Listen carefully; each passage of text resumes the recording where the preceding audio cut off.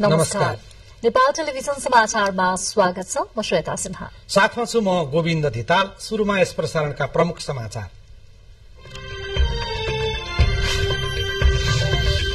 पाल्पा तिनाउ गाउँपालिका अन्तर्गत डुम्रे बजारबाट शिखर डाँडा जाँदै गरेको यात्रुवाहक जीप दुर्घटना, 8 जनाको मृत्यु, प्रहरी र स्थानीयद्वारा घाइतेहरूको उद्धार। जनयुद्धमा योगदान गर्ने सम्पूर्ण परिवर्तन पक्षधरबीच एकताका लागि माओवादी अध्यक्ष प्रचण्डको अपील, सामाजिक विभेद अन्त्य गर्न जनयुद्धको भूमिका महत्वपूर्ण रहेको चर्चा। नेकपा माओवादी केन्द्रको विधान सम्मेलन काठमाडौँमा शुरू, पार्टीको संशोधित विधान पारित गर्न पार्टीका प्रतिनिधिहरू सौमगत छलफलमा सहभागी। आज विश्व रेडियो दिवस, देशभरका रेडियोलाई रोयल्टीको जरिवाना बापतको रकम छुट दिने अर्थमन्त्रीको भनाई, देशको अर्थतन्त्र सकारात्मक बन्दै गएको भनाई। बाजुराको मारतडी स्थित खाद्य गोदाममा ताला लाग्यो, सस्तो मूल्य पर्ने मोटा चामल पुगेपछि किन्नेको भिड, माग धान्न नसकेपछि गोदाम नै बन्द। बालीको न्यूनतम समर्थन मूल्य वृद्धि लगायतको माग गर्दै भारतमा किसानहरूको व्यापक प्रदर्शन, राजधानी दिल्ली लगायतका शहरहरूमा सुरक्षा व्यवस्था कडाई। र एसीसी महिला प्रिमियर लीग क्रिकेटमा मालदिप्समाथि नेपालको कीर्तिमानी जित, 214 रनको फराक किलो जितसँगै नेपाल क्वार्टर फाइनलमा प्रवेश, रुबिना छेत्रीको शानदार सफलता।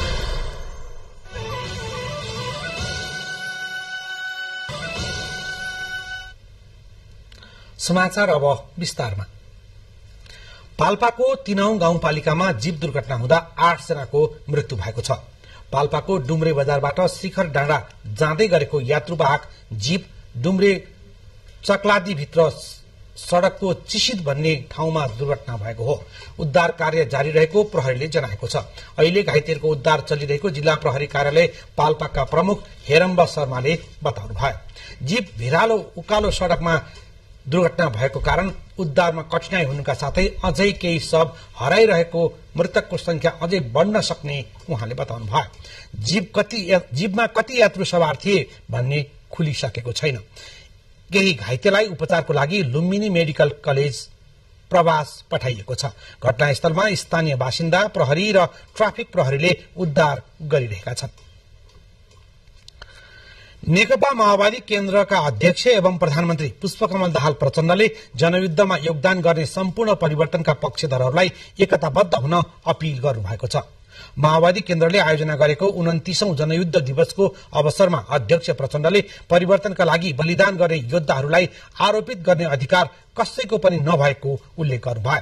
सबै क्रान्तिकारी एकताबद्ध हुने राम्रो अवसर भएको भन्नुहुँदै अध्यक्ष प्रचण्डले एकै मोर्चा र केन्द्रमा एकताबद्ध हुन सबैलाई आग्रह पनि यसै अवसरमा गर्नुभयो।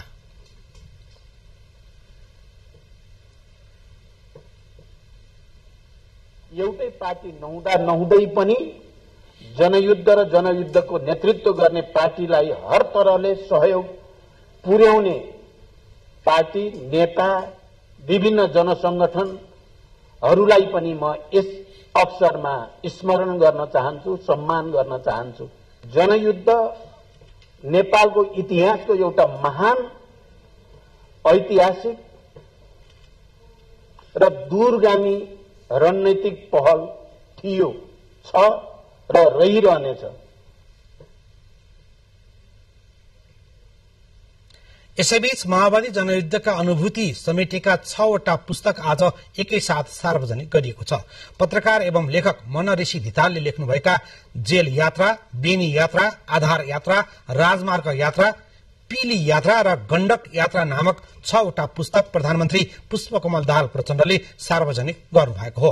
काठमाडौँमा आयोजित कार्यक्रममा प्रधानमन्त्री प्रचण्डले लेखक एवं भाषा आयोगका अध्यक्ष गोपाल ठाकुरको राम राज्यका अध्याराहरू नामक पुस्तक पनि सार्वजनिक गर्नुभयो। त्यस अवसरमा प्रधानमन्त्रीले जनयुद्ध दिवसको ऐतिहासिक अवसर पारेर सार्वजनिक गरिएका पुस्तकहरूले इतिहासलाई जीवन्त राख्न सहयोग गर्ने बताउनु भयो। इतिहासका अनुभव र अनुभूति प्रत्यक्ष रूपमा सम्प्रेषण गर्ने जो मेहनत गर्नुभयो त्यसको लागि र तपाईले फेरि त्यो मलाई हस्तान्तरण गर्नुभयो आजको ऐतिहासिक दिनमा एउटा ऐतिहासिक पात्रका माध्यमबाट जनयुद्धका महान शहीदको छोरीको माध्यमबाट पार्टीको एकजना जिम्मेवार नेताको छोरीको माध्यमबाट जसरी तपाईले हस्तान्तरण गर्नुभयो त्यो पनि विशिष्ट छ। लेखक एवं पत्रकार तितालको गुफा प्रेसका चिट्ठी नामक पुस्तक यसअघि नै प्रकाशित छ। कार्यक्रममा लेखक तितालले पुस्तकहरूमा जनयुद्ध कालको स्मरण गरेको बताउनु भयो भने लेखक ठाकुरले गणतन्त्र विरुद्ध उभिन खोज्नेका विषय पुस्तकमा उल्लेख गरिएको बताउनु भयो।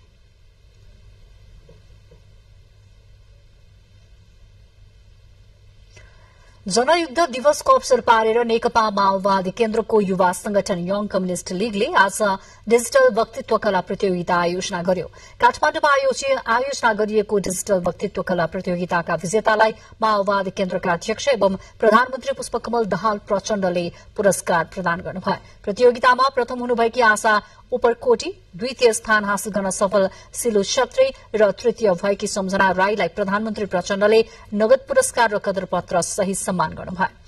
वक्तृत्व कलामा प्रथम हुनेलाई 55,000, द्वितीय स्थान हासिल गर्नेलाई 35,000 र तेस्रो हुनेलाई 20,000 रूपियाँ नगद पुरस्कार प्रदान गरिएको थियो।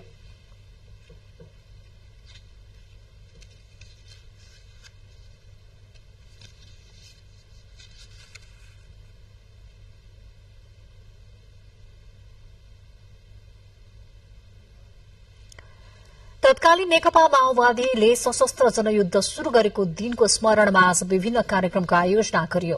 2052 साल फागुन 1 गते देशको आमूल परिवर्तनका लागि माओवादीले सशस्त्र जनयुद्ध शुरू गरेको थियो। जनद्वन्द्वका क्रममा करिब 17,000ले ज्यान गुमाएका थिए भने कयौं घाइते र बेपत्ता भएका छन्।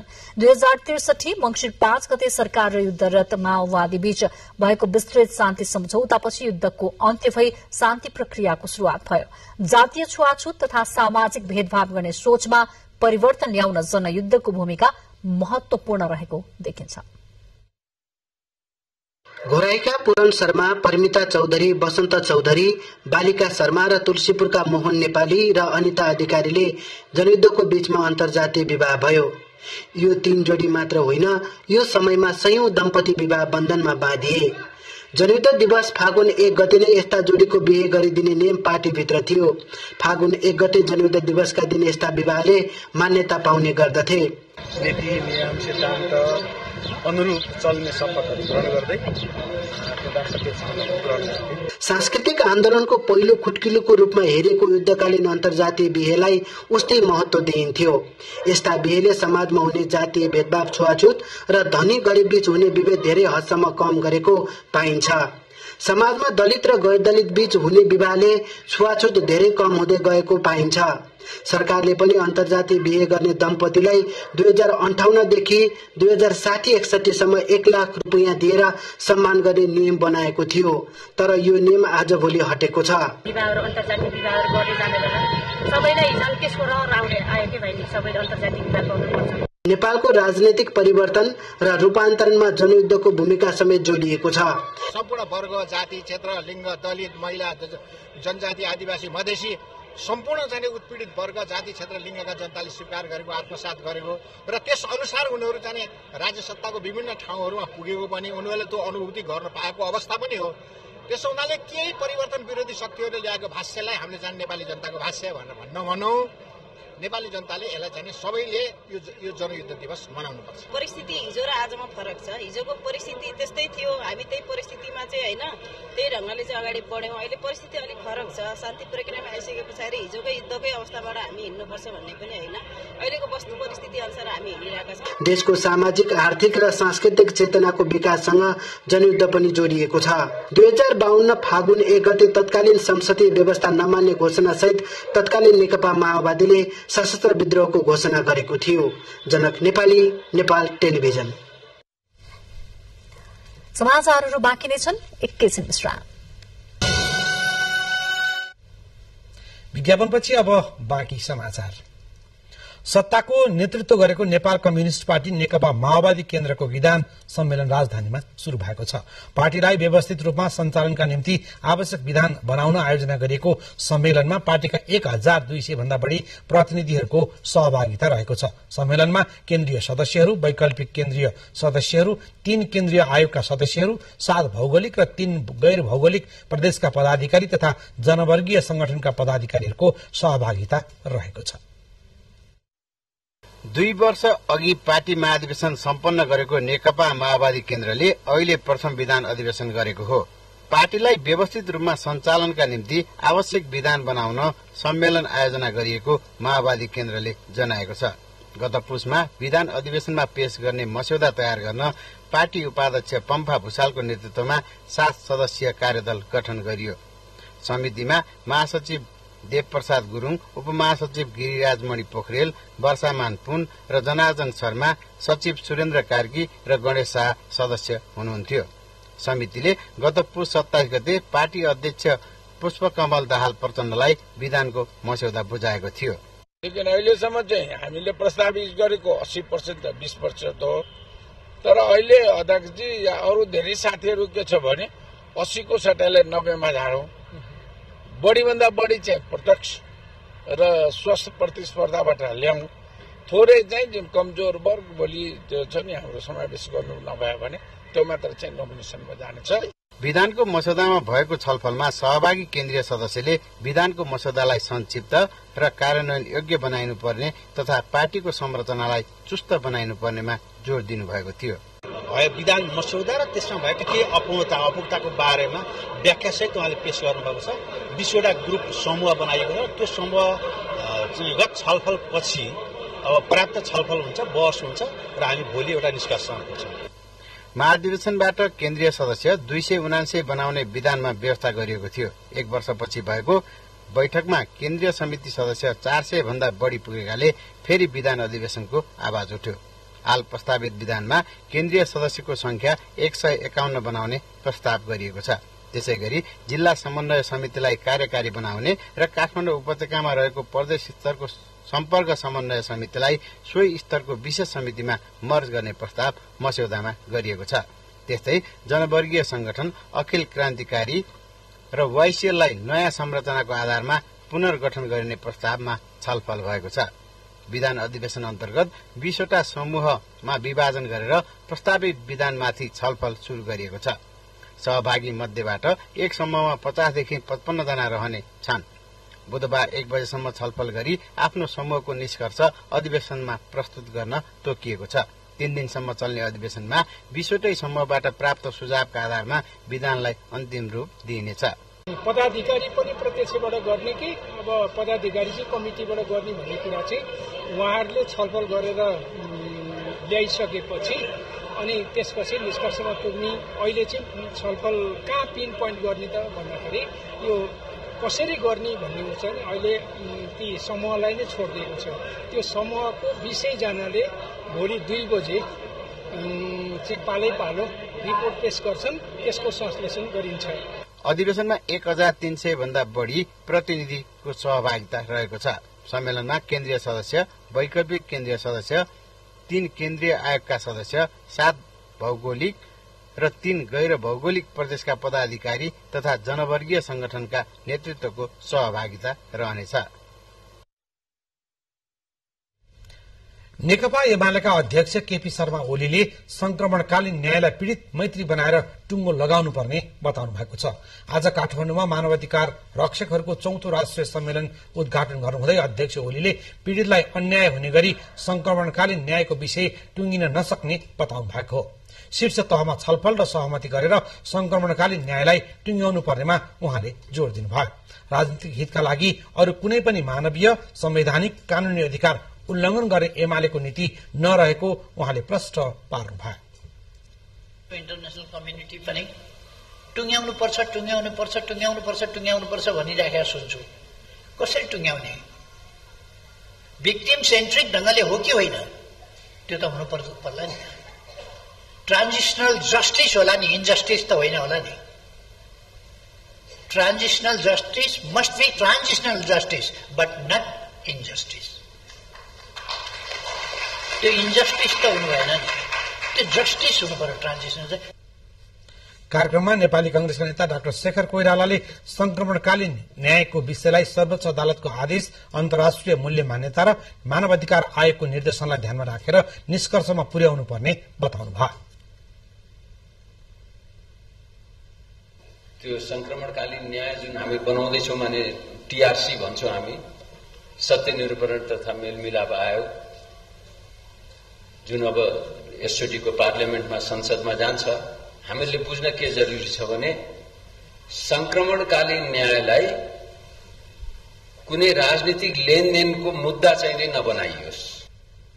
राष्ट्रिय मानवाधिकार आयोगका अध्यक्ष तपबहादुर मगरले दोषीलाई कारबाही तथा पीड़ितलाई न्याय प्रदान गर्ने र अन्तर्राष्ट्रिय समुदाय समेत विश्वस्त हुने गरी संक्रमणकालीन न्यायसँग सम्बन्धित विषयलाई टुङ्गोमा पुर्याउनु पर्ने उल्लेख गर्नुभयो।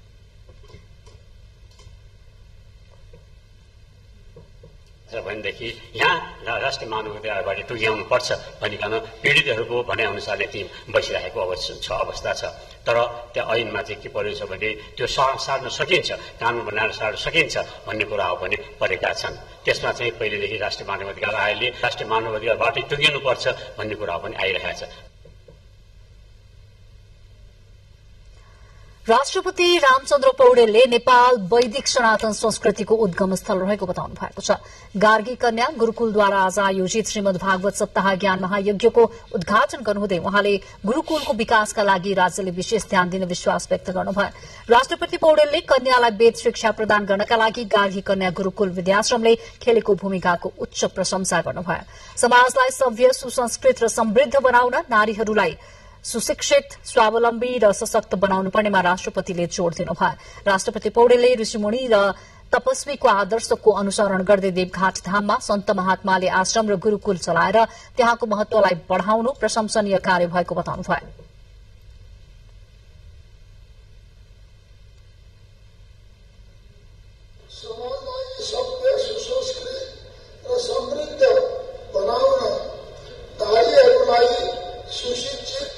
स्वावलम्बी र सशक्त बनाउनै पर्छ।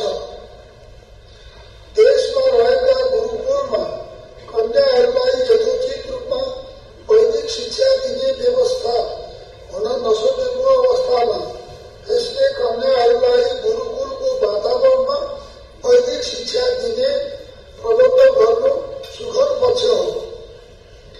यस गुरूकुलका लागि राज्यले पनि विशेष ध्यान दिने नै छ भन्ने महायज्ञ आयोजक मूल समारोह समितिका संयोजक डाक्टर गोविन्द टण्डनले नारीले आध्यात्मिक चेतना जागृत गराउने उद्देश्यले 2075 सालमा गार्गी कन्या गुरूकुल विद्याश्रम स्थापना गरिएको जानकारी दिनुभयो। आजदेखि शुरू भएको श्रीमद् भागवत महायज्ञ यही फागुन 9 गतेसम्म चल्नेछ। अर्थमन्त्री डाक्टर प्रकाश शरण महतले देशभरका रेडियोलाई रोयल्टीको जरिवाना बापतको रकम छूट दिने बताउनु भएको छ। मन्त्री महतले रेडियोलाई रोयल्टीको जरिवाना बापतको रकम छूटका लागि निर्णय गरी पुष महिनामा नै पठाइसकेको पनि जानकारी दिनुभयो। समाज रूपान्तरणका लागि सामुदायिक रेडियोको योगदान महत्वपूर्ण रहेको उल्लेख गर्दै मन्त्री महतले सामुदायिक रेडियोको सुरक्षा र संरक्षणका लागि आफू तयार रहेको बताउनुभयो। 13औं विश्व रेडियो दिवसको अवसर पारेर सामुदायिक रेडियो प्रसारक संघले आज ललितपुरमा आयोजना गरेको कार्यक्रममा अर्थमन्त्री महतले आर्थिक गतिविधि चलायमान भएको भन्दै अर्थतन्त्र सकारात्मक दिशातर्फ उन्मुख रहेको पनि उल्लेख गर्नुभयो।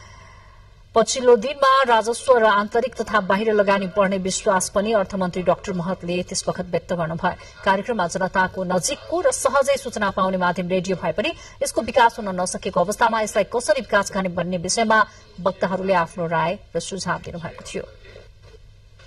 न्यूज चाहिँ के छ भने अब हामी सकारात्मक एउटा पोजिटिभ बाटोमा अर्थतन्त्र हिँड्न थालेको छ, राजस्व बढेको छ, पर्यटन व्यवसाय विस्तार भएको छ, यो शेयर मार्केट 300 अंकले बढेको छ, त्यस्तै अरू आर्थिक गतिविधि पनि विस्तारै पिकअप हुन थालेको छ। राजस्व पनि हामीले चाहे जस्तो नबढे पनि हाम्रा आवश्यकता अनन्त छन्, तर हाम्रो स्रोत अझै सीमित छ।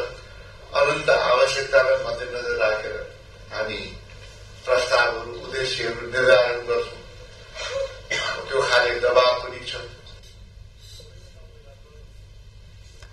विश्व रेडियो दिवसकै अवसर पारेर रेडियो नेपालले बज्जिका भाषामा कार्यक्रम प्रारम्भ गरेको छ। मध्य प्रदेशबाट मंगलबार साँझ 5 बजे र 45 मिनटमा बज्जिका भाषामा कार्यक्रम प्रसारण हुनेछ। संचार सूचना तथा प्रविधि मन्त्रालयका सचिव रामकृष्ण सुवेदीले कार्यक्रमको घोषणा गर्दै अहिले बन्दै गरेको 16औं पञ्चवर्षीय योजनामा 30 वटा भाषामा कार्यक्रम सञ्चालन गर्ने गरी तयारी भइरहेको बताउनुभयो। त्यस्तै उहाँले सरकारले संचार नीति तथा सार्वजनिक प्रसारण सम्बन्धी विधेयक ल्याउने तयारी भएपछि अनावश्यक टिक्का टिप्पणी तथा शंका आशंका भएको भन्दै त्यस्तो आशंका नगर्न र विचलित नहुन आग्रह गर्नुभएको छ। सरकारले डिजिटल नेपाल फ्रेमवर्कको अवधारणा अनुसार डिजिटल नेपाल बनाउने अभिवारा रहेको भन्दै रेडियोका उत्पादनलाई पनि परिष्कृत गर्दै लैजानुपर्नेमा सचिव सुवेदीको जोड़ थियो।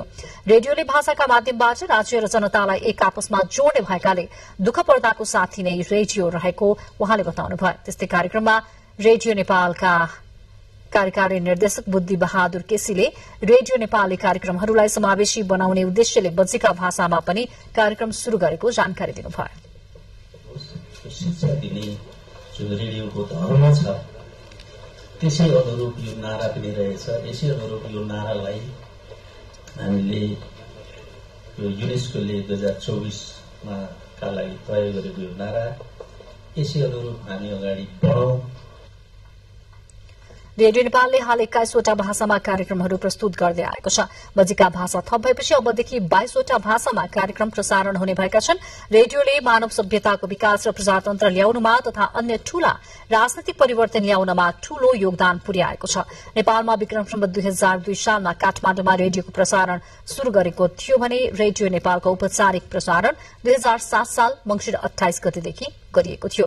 युनेस्कोको 36औं सम्मेलनले सन् 2011 नोभेम्बर 3 तारिकमा हरेक वर्षको फेब्रुअरी 13 तारिकलाई रेडियो दिवसका रूपमा मनाउने घोषणा गरेको थियो। समाचारहरू बाँकी नै छन्, एकैछिन विश्राम।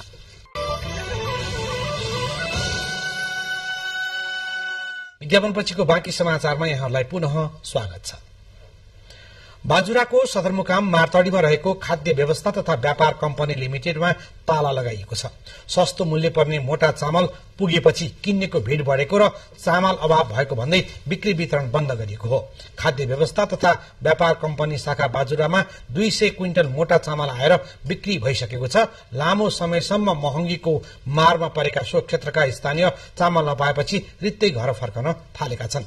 100 क्विन्टल मोटा चामल अर्को पटक नआउँदा सम्मका लागि बिक्री वितरण रोकिएको खाद्य व्यवस्था तथा व्यापार कम्पनी शाखाका प्रमुख उमेश भण्डारीले जानकारी दिनुभएको छ। कोल्टीका लागि थप मोटा चामल बाटोमा आएको भए पनि सड़क अवरुद्ध हुँदा मार्तडीमै थन्किएको छ। मार्तडी कोल्टी सड़कको अनाई खोलामा सड़क भत्किएकोले सो सड़क खण्डमा करिब 1 हप्तादेखि सवारी आवत जावत बन्द छ। कोल्टीमा सर्वसाधारणले सहजै किनेर खान नसक्ने 100 बढी क्विन्टल जीरा चामल मौजात भए पनि निकै महँगो भन्दै नागरिकले किन्नै छोडेका छन्।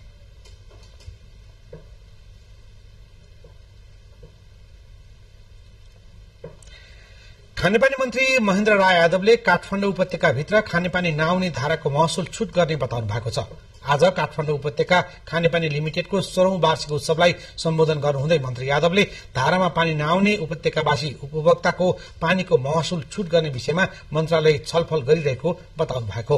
उपत्यका खानेपानी लिमिटेडलाई व्यवस्थित गर्दै मेलम्ची खानेपानीलाई छिट्टो भन्दा छिट्टो उपभोक्तालाई दिने गरी काम अगाडि बढेको मन्त्री यादवको भनाइ छ।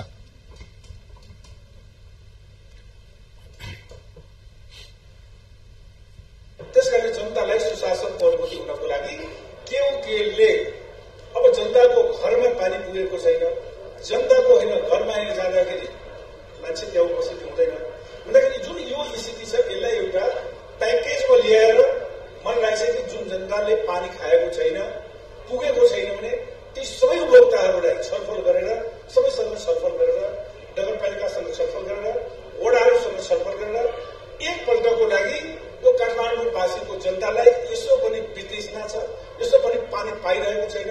यो अवस्थामा सम्पूर्ण चाहिँ मलाई चाहिँ कि मिना गर्दाखेरि सजिलो हुन्छ भने यसरी त्यो बेला सोच अगाडि बढोस्।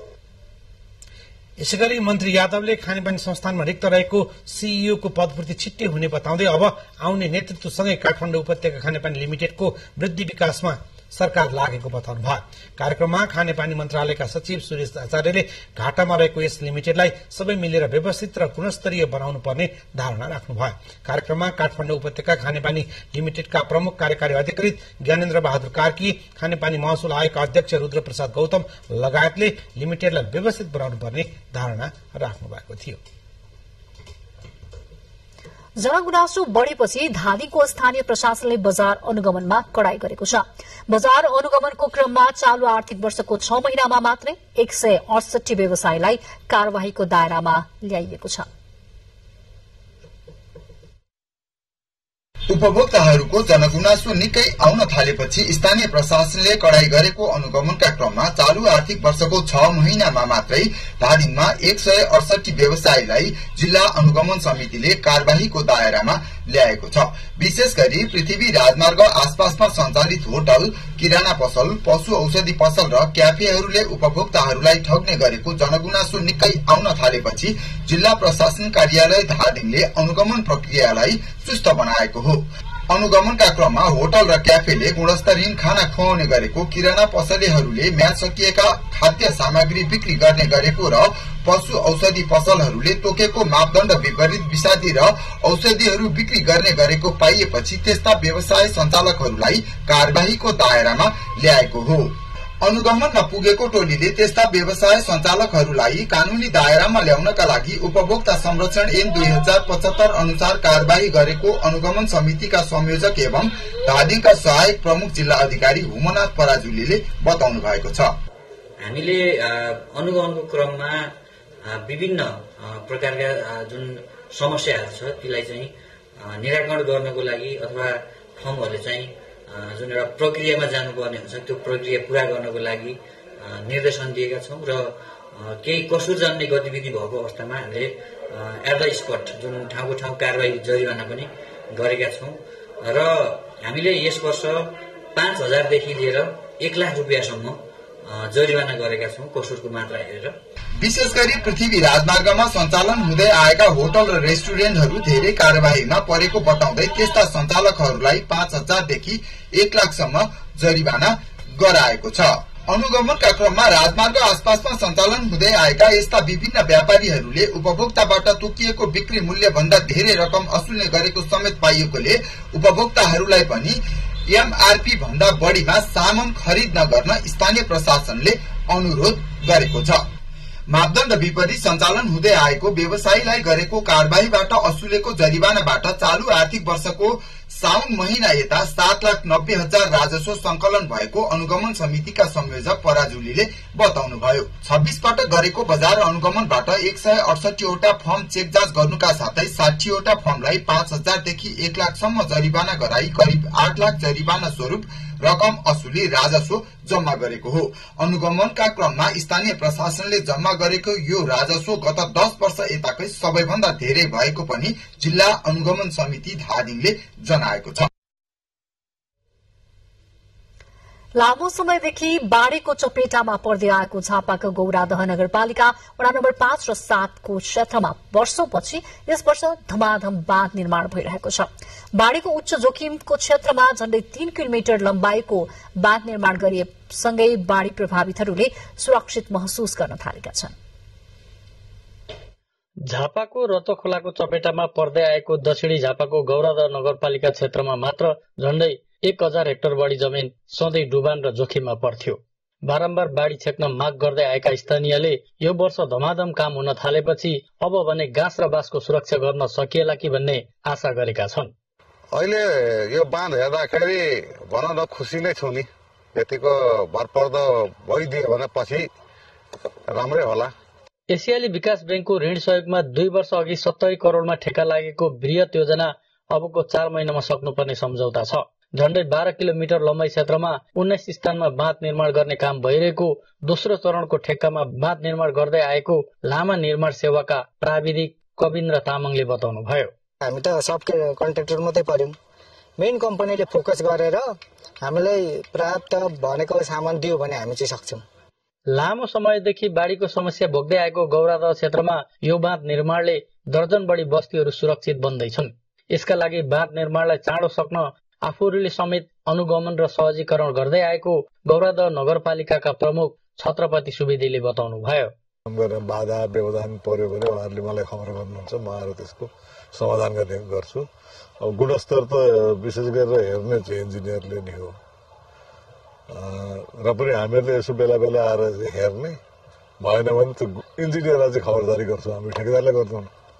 बाँध निर्माण क्षेत्रमा बस्ती बसोबास रहेको झण्डै 6 दशकपछि पहिलो पटक यसरी व्यवस्थित तारजाली सहितको बाँध निर्माण हुन थालेको हो। झण्डै 3 किलोमिटर क्षेत्रमा बाँध निर्माण गर्ने गरी थालिएको काम वर्षात अगावै सकिए धेरै बस्ती सुरक्षित हुने स्थानीय बासिन्दाले आशा गरेका छन्। डिकेश लामा, नेपाल टेलिभिजन, झापा। बुलेटिनमा प्रमुख समाचार पुनः एकपटक।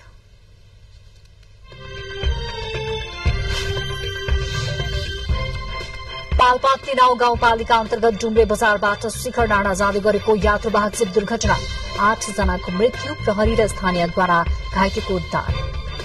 जनयुद्धमा योगदान गर्ने सम्पूर्ण परिवर्तन पक्षधरबीच एकताका लागि माओवादी अध्यक्ष प्रचण्डको अपील, सामाजिक विभेद अन्त्य गर्न जनयुद्धको भूमिका महत्वपूर्ण रहेको चर्चा। नेकपा माओवादी केन्द्रको विधान सम्मेलन काठमाडौँमा शुरू, पार्टीको संशोधित विधान पारित गर्न पार्टीका प्रतिनिधिहरू समूहगत छलफलमा सहभागी। आज विश्व रेडियो दिवस, देशभरका रेडियोलाई रोयल्टीको जरिवाना बापतको रकम छुट दिने अर्थमन्त्रीको भनाई, देशको अर्थतन्त्र सकारात्मक बन्दै गएको भनाई। बाजुराको माडतडी स्थित खाद्य गोदाममा ताला लाग्यो, सस्तो मूल्य पर्ने मोटा चामल पुगेपछि किन्नेको भीड़, माग ढान्न नसकेपछि गोदाम नै बन्द। बालीको न्यूनतम समर्थन मूल्य वृद्धि लगायतकाको माग गर्दै भारतमा किसानहरूको व्यापक प्रदर्शन, राजधानी दिल्ली लगायतका शहरहरूमा सुरक्षा व्यवस्थामा कडाई। र एसएससी महिला प्रिमियर लीग क्रिकेटमा मल्दिप्समाथि नेपालको कीर्तिमानी जित, 214 रनको फराकिलो जितसँगै नेपाल क्वार्टर फाइनलमा, रुबिना क्षेत्रीको शानदार शतक। अब बाँकी समाचारहरूको सिलसिला। तनहुको 3 स्थानीय तह जोड्ने लोचा डाँडा कृषि पर्यटन मार्गको कालोपत्रेको काम म्याद सकिन अगाडि नै सम्पन्न भएको छ। 1400 मिटर सड़क म्याद सकिन 3 महिना अगाडि नै सम्पन्न भएको पूर्वाधार विकास कार्यालय तनहुले जनाएको छ। सड़क खण्डको करिब 22 किलोमिटर अन्तर्गत 1400 मिटर कालोपत्र र 200 मिटर सड़क ढलान गरिएको हो। जिल्लाको व्यास नगरपालिका र म्याग्दे गाउँपालिकाको सीमाना रहेको सो मार्ग भिमाद नगरपालिका क्षेत्रमा जोडिएको छ। सो सड़क निर्माणका लागि 4 करोड़ 43 लाख रुपियाँमा टेक्का सम्झौता गरिएको थियो। सड़क कालोपत्री भएपछि म्याग्देको बच्चाङ, छापथोक, सुन्तलाबारी लगायतका स्थानीयहरूलाई आवत जावत एवं गाउँका कृषि उत्पादन बजारीकरण गर्न सहयोग पुगेको छ। सम्पन्न गर्नुपर्ने 1 वर्ष भनेको 2080 साल फागुन 14 गते थियो। उसले चाहिँ अहिले काम सम्पन्न। ऐतिहासिक एवं पुराना तर भविष्यसम्मै महत्व बोकेका चीज वस्तु र दस्तावेजहरूलाई संग्रहालयमा संग्रहित गर्ने परिपाटी विश्वभर विद्यमान छ। यही उद्देश्यले नेपालमा पनि संग्रहालयहरू स्थापना गरिएका छन्, तर संग्रहालय सम्बन्धी विशेष ऐन र नियमको व्यवस्था नहुँदा यसको सञ्चालन प्रभावकारी भने बन्न सकिरहेको छैन। मुलुकको अस्तित्व र परिचयलाई इतिहासबाट वर्तमान र भावी पुस्तासम्म पुर्याउने महत्वपूर्ण साधन भनेका त्यसका ऐतिहासिक दस्तावेज हुन्। यस्ता दस्तावेजहरूको सुरक्षित संग्रहबाटै नयाँ पुस्तालाई इतिहासबारे जानकारी हासिल गर्न सम्भव बनाएको हुन्छ। तर संग्रहालयको व्यवस्थापनमा राज्यको पर्याप्त ध्यान जान नसक्दा र यसको महत्वबारे पर्याप्त जानकारी गराउन नसक्दा भने नेपालमा पछिल्ला वर्षहरूमा संग्रहालयमा जाने र जानकारी हासिल गर्नेहरूको संख्या निरन्तर घट्दै गइरहेको छ। विशेष गरी युवा पुस्तामा संग्रहालयको महत्वबारे पर्याप्त जानकारी पुर्याउन नसक्दा यसको प्रभावकारिता खस्किँदै गएको सम्बन्धितहरूको अनुभव छ। राष्ट्रिय संग्रहालयको 50औं स्थापना दिवस मनाउन मंगलबार राष्ट्रिय संग्रहालय छाउनीमा आयोजना गरिएको कार्यक्रममा संग्रहालय सञ्चालन, यसको महत्व र औचित्य बढ़ाउन गर्नुपर्ने कामहरू बारेमा विज्ञहरूले सम्बन्धितहरूको ध्यान आकर्षण गराउनु भएको थियो। त्यस अवसरमा पुरातत्वविदहरूले संग्रहालय सम्बन्धी छुट्टै ऐन बनाएर जानुपर्ने र नेपालभर रहेका संग्रहालयलाई एकै ठाउँमा ल्याउनु पर्ने कुरालाई जोड़ दिनुभयो। यो पुरातत्व विभाग अन्तर्गत छ अहिले हैन, तर अब देश विदेशतिर यसले जुन काम गर्ने संग्रहालयहरूको ट्रेन्ड देखिन्छ नि, त्यो उनीहरू संग्रहालय ऐन नै भिन्दै हुन्छ के अनि त्यो अनुसारको गठन हुन्छ संगठन हुन्छ हैन अनि त्यसबाट अनि मानिसहरू इम्प्लोइ भएर संग्रहालय विषय नै भेग विषय हो क्या कसरी प्रदर्शन गर्ने कसरी चाहिँ कुन लेभलमा गर्ने स्कुलको स्टुडेन्टहरूलाई कसरी शिक्षा दिने कलेजको लागि कसरी दिने अथवा रिसर्चरहरू आयो भने कसरी गर्ने भन्ने यी सबै एउटा प्लान बनाएर गर्ने हो के संस्कृति पर्यटन तथा नागरिक उड्डयन मन्त्री सुदन किरातीले राष्ट्रिय संग्रहालय देश र समाजको ऐना भएकोले यसको व्यवस्थापन गर्न सरकारले सबै सहयोग गर्ने बताउनुभयो। इतिहास र आफ्नै मौलिकपन बुझ्न संग्रहालय जानुपर्ने विषय बुझाउन ढिलो भइसकेको तर्फ पनि मन्त्री किरातीले ध्यान आकर्षण गराउनुभयो। यति ठूलो छ हाम्रो संस्कृति यति भेगिए छ र सिंगै मन्त्रालयको हिसाबले पनि समग्र राज्यको हिसाबले पनि हाम्रो देशको संस्कृतिलाई हामीले अझ राम्रोसँगले बुझ्न सकेको छैनौं कि जस्तो म आफू मन्त्री भएपछि मलाई गहिरो अनुभूति भएको छ। अहिले अब यो संग्रहालयकै कुरा गर्दा हाम्रो संस्कृतिहरूको कुरा गर्दा अहिलेको पर्यटन नेपालको आर्थिक विकासको मेरुदण्ड हो भनेर हामी सबैले भन्छौं। यहाँ व्यापक सम्भावना छ र प्रकृति मात्रै देखाउने होइन नेपालको भव्य संस्कृति पनि हाम्रो संग्रहालयहरूमा सजिएको कलाकृतिहरू पनि पर्यटनको निम्ति एउटा भव्य एउटा आधार बन्न सक्छ। हाल देशभर पुरातत्व विभाग अन्तर्गत 9 समिति मार्फत सञ्चालन हुने उपत्यका भित्रका 3वटा र 4वटा प्रदेशमा 1-1वटा संग्रहालय सञ्चालनमा छन्। यीदेखि बाहेक विभिन्न गैर सरकारी र अन्य संस्थाहरूले पनि केही स्थानमा संग्रहालय चलाइरहेका छन्। मंगलबार 50औं स्थापना दिवस मनाएको छाउनी संग्रहालय नेपालको पुरानो संग्रहालय हो। विक्रम सम्वत 1995 फागुन 1 मा स्थापना गरिएको यो संग्रहालय 1996 सालमा सर्वसाधारणका लागि खुल्ला गरिएको थियो। संग्रहालयका 3वटा भवनमा प्राचीन हात हतियार, वस्त्र, सिक्का तथा प्राचीन राजाका उपहारहरू संग्रहित गरेर राखिएको छ। बुद्ध कारिगरी कलाशाला र मुख्य भवनहरू रहेका संग्रहालयमा कला संस्कृति एवं प्राग इतिहासलाई समेट्ने विभिन्न सामग्रीहरू संग्रहित छन्। क्यामेरामा सुरेन्द्र आचार्यका साथ कालिका शिवाकोटी, काठमाडौँ। भोलिको सरस्वती पूजाका लागि सुनसरीको विभिन्न स्थानमा रहेका मूर्ति बनाउने कालीगढहरूलाई भ्याइ नभ्याइ छ आजसम्म। तर मूर्ति बनाउने आवश्यक पर्ने माटो अभाव हुँदा अन्य वर्षको तुलनामा मूर्ति भने यसपटक महँगो बनेको छ। विगत 5 वर्षदेखि मूर्तिकलाबाट जीविकोपार्जन गर्दै आएका इटहरी 12 खनारका जोगिन्दर चौधरीले पूजाको निम्ति मूर्तिको माग बढे पनि माटो अभावले व्यवसायमा घाटा बेहोर्नु परेको गुनासो गर्नुभयो। यो क्षेत्रमा मूर्तिकला बनाउने माटो पाइँदैन।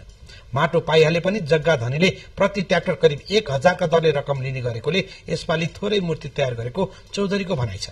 यस क्षेत्रमा कालीगढहरूले सड़क छेउ घर आँगनमा मूर्ति बनाउन सक्रियता देखाएसँगै प्रतिस्पर्धा पनि बढेको स्थानीय इनरुवा 3 का रमेश पण्डित बताउँछन्। भावना र कलाको संयोजनले काँचो माटो र पराललाई मिसाएर विभिन्न आकृति दिने यसतर्फ नयाँ पुस्ताको आकर्षण भने हुन सकेको छैन। बजारमा सानो मूर्ति 2500 सम्म पर्छ भने ठूलो मूर्तिको करिब 12000 पर्ने गरेको व्यवसायीहरू बताउँछन्। अब देश बाहिरको प्रसंग। दिल्ली प्रहरीले किसानहरूको प्रदर्शनलाई ध्यानमा राख्दै राजधानी दिल्लीमा सुरक्षा व्यवस्था कड़ा बनाएको छ। सोमबारदेखि 5 वा सोभन्दा बढ़ी व्यक्ति भेला हुन नदिने निषेध गर्ने गरी आदेश जारी गरिएको छ। दिल्ली वरपरको अन्तर्राज्य सीमानाहरूमा सुरक्षा तैनाती बढ़ाइएको छ। विभिन्न राज्यका करिब 200 किसान संघले आज दिल्लीमा विरोध प्रदर्शनको आयोजना गर्ने भएपछि दिल्लीमा सुरक्षा व्यवस्थामा कडाई गरिएको हो। किसानहरूको लगातारको विरोध प्रदर्शन र धरनाका कारण सुरक्षा व्यवस्थामा चुनौती थपिएपछि दिल्लीमा अघोषित निषेधाज्ञा लगाइएको छ। किसानले आफ्नो बालीको न्यूनतम समर्थन मूल्य वृद्धि, किसान र कृषक मजदूरलाई पेन्सन, कृषि ऋण माफी, विगतका आन्दोलनमा लागेका मुद्दा फिर्ता गर्नुपर्ने लगायतका विभिन्न माग राखेका छन्। यसैबीच किसान युनियन र संघीय मन्त्रीहरू बीचको समूह बीच समस्या समाधानका लागि वार्ता शुरू भएको बताइएको छ।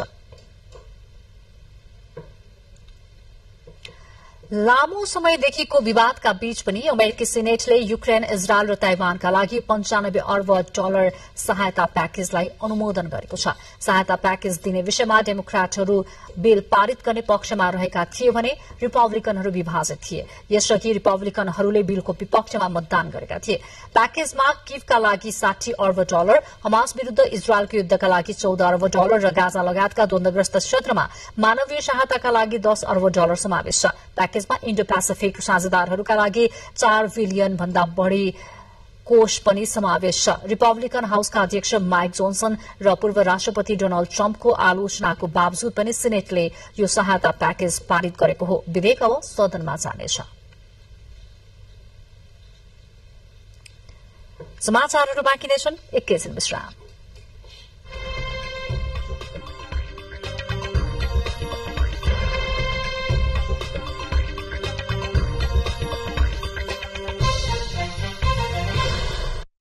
अब आर्थिक समाचारको पालो।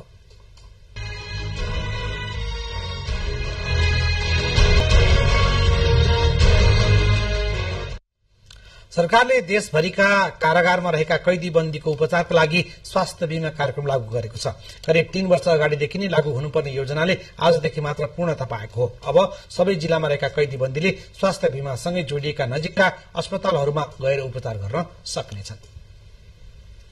कैदी बन्दीहरूले पनि अन्य नागरिक सरह स्वास्थ्य बीमा मार्फत उपचार पाउने भएका छन्। मंगलबारदेखि लागू हुने गरी वार्षिक 1 लाखसम्मको स्वास्थ्य बीमा मार्फतको उपचार पाउने व्यवस्था लागू भएको हो। यस अगाडि सामान्य नागरिकले 3,500 रुपैयाँमा 5 जना सदस्य रहेको परिवारको बीमा पाउँदै आएको थियो। तर कैदीबन्दीको हकमा यो लागू भएको थिएन। अब भने कैदीबन्दी सबैका लागि एउटा संयन्त्र बनाएर बीमा कार्यक्रम लागू गरिएको हो। त्यसका लागि कैदी तथा थुनुवालाई स्वास्थ्य बीमा कार्यक्रममा आबद्ध गर्ने कार्यविधि 2079 बनिसकेको छ। कार्यविधि अनुसार सेवा प्राप्त गर्न बोर्डबाट तोकिएका अस्पतालका चिकित्सकको सिफारिश आवश्यक पर्नेछ। बोर्डले उपचार गर्ने स्वास्थ्य संस्थाको सूचीमा कैदी तथा थुनुवाको लागि सञ्चालित केन्द्रीय कारागार अस्पताल र कारागार मार्फत सञ्चालनमा रहेको अस्पताल समावेश गरेको छ। यसैगरी कारागारको आफ्नो अस्पताल नभएको खण्डमा कारागार नजिक रहेको नगर अस्पताल, जिल्ला अस्पताल वा अन्य सरकारी अस्पतालमा समेत उपचार पाउने व्यवस्था मिलाइएको स्वास्थ्य बीमा बोर्डका सदस्य डाक्टर मुक्तिराम श्रेष्ठले बताउनुभयो। हाम्रो बीमासँग जो एफिलिएसन अथवा हाम्रो उसमा सूचीकृत छन् ती अस्पतालहरूमा उहाँहरूले रिफर गरेर पठाउनुहुन्छ। कस्मेटिक कुराहरू भए, दाँतको कुराहरू भए, केही भनौँ न प्लास्टिक सर्जरी, त्यो कुराहरू कभर गरेको छैन र त्यो गर्ने योजना पनि छैन। त्यो भनेको के भने लग्जरियस भनेको शौकिन चिजहरू भए त्यो चाहिँ आफै उसले नै गर्नुपर्छ। यो बीमाले कभर गर्दैन। कारागार व्यवस्थापन विभाग अन्तर्गतका निकायहरू हैन, केन्द्रीय अस्पताल, कारागार अस्पताल लगायत 74वटा कारागारहरूमा यो चाहिँ कैदी बन्दीहरूलाई गर्ने उपचारहरूको जुन खर्च छ त्यो चाहिँ हरेक उसमा बढिरहेछ। कैदीबन्दीको संख्या पनि बढिरहेछ हैन। प्रत्येक वर्ष झनै 10% को ले इन्क्रिमेन्ट छ। कैदीको नागरिकताको आधारमा तथ्याङ्क लिँदा नेपाली मात्र समेटिने र नेपालका कारागारमा 37 देशका नागरिक भएकाले थुनुवा पूर्जीकै आधारमा बीमा सुविधा लिन पाइने व्यवस्था मिलाउने तयारी भएको छ।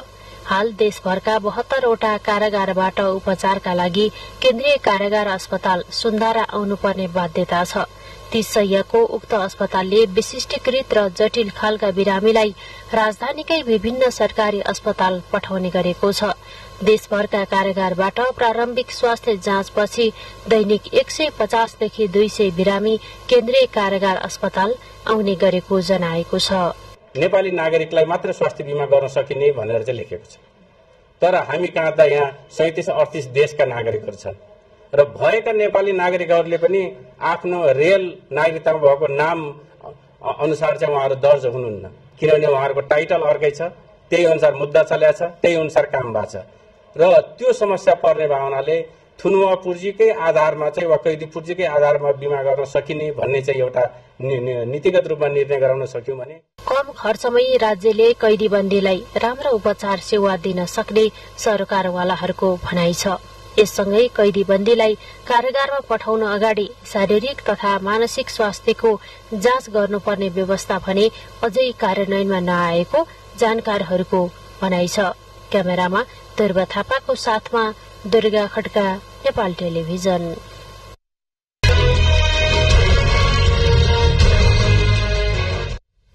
अब खेल समाचार।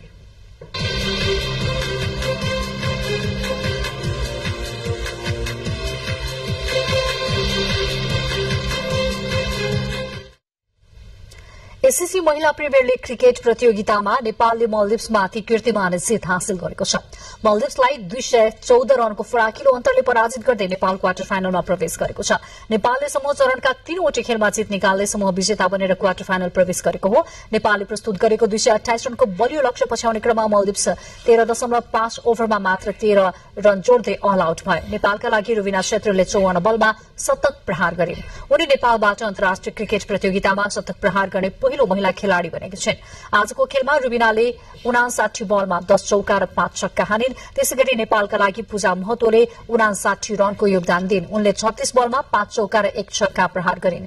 यस्तै सीतारा नमगरले 15 तथा कविता कुँवरले 13 रन बनाइन्। मल्दिप्सलाई मात्र 13 रनमै समेट्ने क्रममा नेपालकी अस्मिना कर्मचारीले सर्वाधिक 4 विकेट लिइन्। यस्तै पूजा महतो र रुबिना क्षेत्रले 3-3 विकेट लिइन्। मालदिप्सका लागि पनि कुनै खेलाड़ीले दोहोरो अंकमा रन जोड्न सकेनन्। बलिङतर्फ मालदिप्सकी सम्मा अलीले 3 तथा नब्बा नसीमले 1 विकेट लिइन्। नेपालले पहिलो खेलमा हङकङ र दोस्रो खेलमा भुटानलाई 8-8 विकेटले पराजित गरेको थियो। लगातार तेस्रो खेलमा हार बिहोरेको मालदिप्स भने प्रतियोगिताबाट बाहिरिएको छ।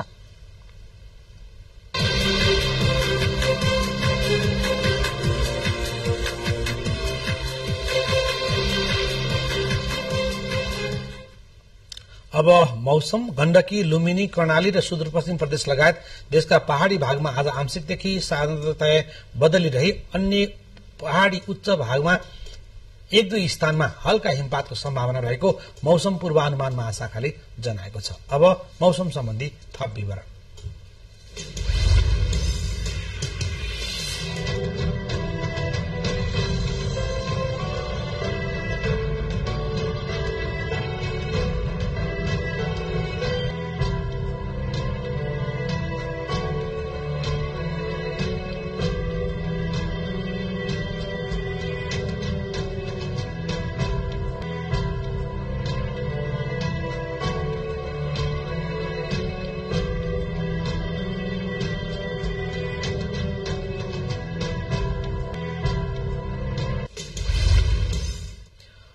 मौसम सम्बन्धी यो जानकारी सहित हामी समाचार बुलेटिनको अन्तिममा आइपुगेका छौं। अन्त्यमा प्रमुख समाचार एकपटक फेरि।